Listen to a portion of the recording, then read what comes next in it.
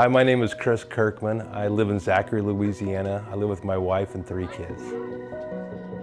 I would say it was the end of last year, 2020, and started feeling very sluggish. Didn't feel like I was just up to myself anymore. Just progressively got worse, and I started feeling really lousy, couldn't breathe, shortness of breath, just very lethargic.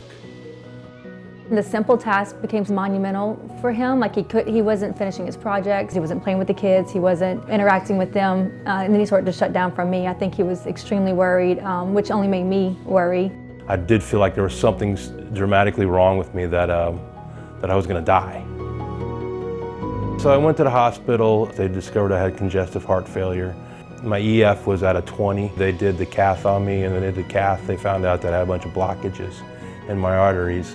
There was really nothing they could do for me at that time. The surgeon came down and said that he's not a candidate for open heart surgery.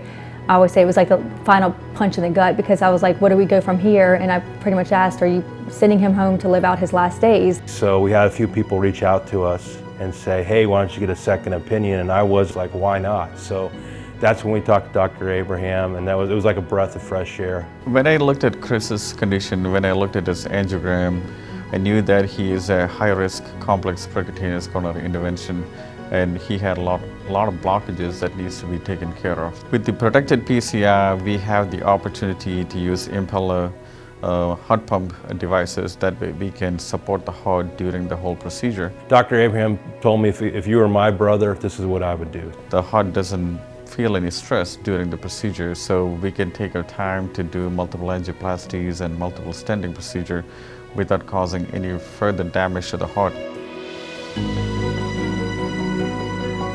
2 hours later, they start wheeling him in, and I mean, I just jumped for joy. I couldn't contain my excitement.